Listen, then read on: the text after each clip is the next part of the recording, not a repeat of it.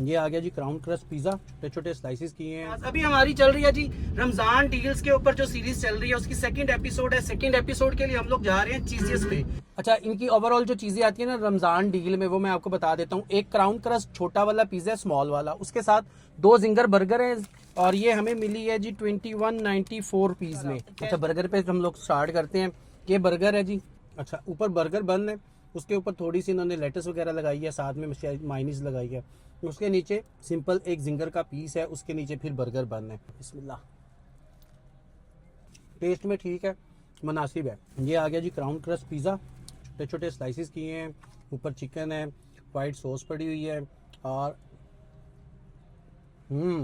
ये है मज़ा।